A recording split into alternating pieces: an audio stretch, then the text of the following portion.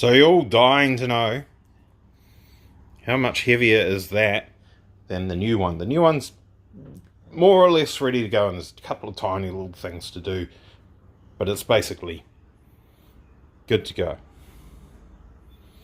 So we'll compare. This one, as you can see, it's got a lot of joins with rivets, and then some of it's welded on, the later extension. It does feel heavier to pick up and hold. It's quite a chunky piece of gear, isn't it? Didn't expect that. 1273. Oh, we'll see how tired Glenn is and whether he can do maths. There's a cheats way to do this. Ha! That is heavier. Now that is very interesting. How? That must be 1.2 and that's 1.6. I thought that was 1.6. Let me check on that. Calipers out. So what we've got, that's 1.6. These bits around the side are 1.2. That's how that is just marginally lighter than this. Here's how you do the easy maths on it, right? If you push the 0 button, so that weighs nothing now apparently. Then I don't have to do maths in my head. This is going to give us a number. 65 grams. I made the car 65 grams heavier by making that out of 1.6 instead of 1.2 around the sides. Even with all the rivets and the extra material. Interesting, eh? Let's make another one. No, let's not make another one. That's good to go. I'm going to fit that. Happy with that. So that's interesting, eh? That's the price you pay for not checking absolutely everything. No, my memory's not that great, obviously. Made this a couple of years ago now. Measured that, 1.6. Cool. Made that whole thing out of 1.6. Expected it to be lighter because we're removing the overlapping areas where all the rivets are and everything. Surely that's going to make it lighter. There's less material, using that term, those words poorly. These bits here, these are 1.2. That's 1.6. So, even with extra fluff on the top of it, the insulation, bit of tape around the place, the rivets and the overlapping joints, you can see how much more material we've got there. Even with all that, that's still 65 grams lighter than what that is. So that's an interesting thing. Okay, I'm going to smash that into the car just so it's out of the way, and we'll move on with something else. And then it got attacked with the orbital sander. I couldn't let it go. So we're within 30 grams now. That's only 30 grams heavier than this. And I know where the 30 grams is. We have to make some sort of a notch or a hole or a porthole, whatever we kind of want to call orifice. We've got to make a doofer for the engine wiring harness to pass through this cover. I weighed a piece of aluminium that's about that size. It's like 20 something grams. So that's the same as that now, except that doesn't have any insulation on it. But that's cool. That's all good. Yes, now it's definitely time to move on. I made a heck of a mess of the workshop, and I have tried to clean it up, but probably scrap metal that needs to go out to the bin, so I might do that. I guess we'll need an oil filter eventually. So the lines are the same lines as we had before. They still fit exactly the same way as they did before. I need to check that what I've done with the diffuser is still going to allow that to happen. Probably will. Yeah, it'll be fine. New bracket made for that as well. Not for the sake of making a new bracket and making it lighter. It was the sake of tagging in a third mount place, attachment point, fastener, because bigger oil filter. This is much bigger than what I've been running in the past, just to get some more volume in the system to help keep it cool and all that sort of carry on. So the bracket is taller, and then I've added that third screw out there to stabilize it a little bit. It does move a little bit, but it'll be fine. I do need to make, because we're not going to be able to use those machining blocks there to hold the drive shaft, I do need to make a mount for this hanger bearing system and attach it to our cross member. I keep putting that off. It's not going to be the easiest thing in the world. I mean, it's not going to be that hard, but I just don't want to do it right now. We'll probably need some brakes, I guess. I mean, downshifting slows the car down, but maybe not quite enough. So this fitting is a metric 10x1T. We could have gone with Imperial. I just wanted to keep everything metric. As far as the threads on the ends of the hoses, the actual threads in here are all Imperial, but whatever, you can't do much about that. I'm running AN3 200 series all the way through originally. These are quite long. Originally, they came all the way up into here somewhere, and they actually will very nearly reach the end of the hard line that comes through here.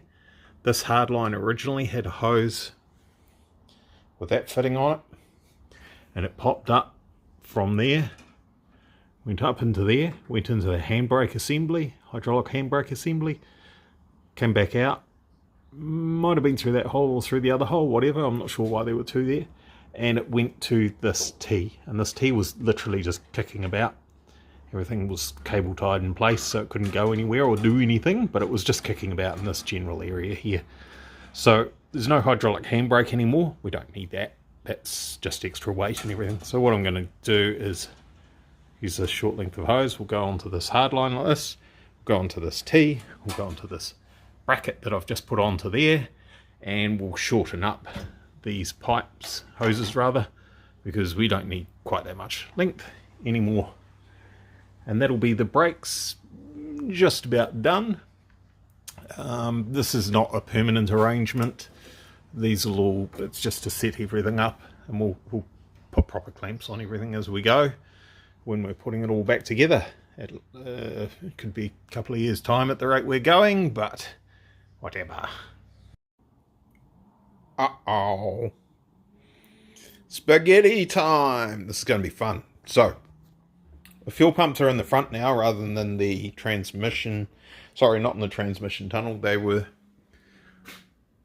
here somewhere. They were mounted off a bracket that's attached to the diff. That's in the way now. So they can't be there anymore. So they're in the fuel tank, which is great. That's easy. So we had a wiring harness that went from here through into under the passenger seat. Fuel pump 1, fuel pump 2. So here's that wiring harness. So we don't need that anymore. I'm not going to weigh it. I want to weigh that. I'm not going to weigh it. So here's a small, so dirty. Everything got so dirty. A small little relay conglomeration setup that lives in the front. PWM relay to run the electric water pump for the boosting the engine cooling system, creating circulation there. One of those is intercooler water pump, and one of those is the engine cooling fan. So this one ended up being unused. We did have two fans that were operated independently. Now I only need one, so we've only got one, so I can use that plus one of those to run one of the fuel pumps, and we just need to tag another one onto the end, which is quite good because they just slot in. So I can take the one from here that we won't need, because we still need one to run ignition. The ignition systems run off one of the fuel pump relays, so one of the relays will stay here. The other one will be taken out of this slot and go onto this slot. Then we've got to shift a bunch of wiring around and actually tidy up a whole heap of things. Many things. Basketti! So this is an evolution of, this is a Link G4 Plus plug-in 350Z ECU. So we could use the original, I could use the original can't remember if it's a Nissan Maxima harness or 350Z, or it's probably a 350 GT Skyline harness, to be honest, is where it started, and it's been chopped and changed and fiddled with. Let's put the ECU there, I think it was, originally, when the car was east-west configuration and just rear-wheel drive only. And then it was converted to four-wheel drive, so the engine turned 90 degrees and came forward a lot, and then the harness was abbreviated a little bit and moved around to suit that. And then we've put more sensors in and done all sorts of things. So we've added harness upon harness upon harness. It's a bit of a experimental type setup, or looks like. So it's time to tidy that all up, make it all look nice. Some of it's not bad, like some of it's pretty good. But in the back here, there's a few things that we can deal with. I put a speed sensor on the rear diff here because it was the easiest place to get to it if I needed to and work on it and all that sort of stuff. It could have done exactly the same thing on the front diff, except it's just a bit harder, you know. It's access to get to it, to chop and change the tone wheel that's on here is much harder. Our mates at HGT Precision Gearboxes, they do a nice trigger wheel setup that goes directly onto the gearbox, so we can take this length of wire here and we can poke it back through the firewall. I'm not going to try and pull it through while I'm on camera, or am I? Where is it? It's got to be one of these. It's not that one.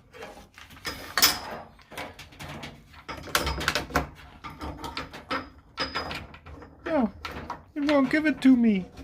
It's hooked on something. There it is. So we can do away with about that much wire from where my hand is all the way through, all the way along to there, to there, to there.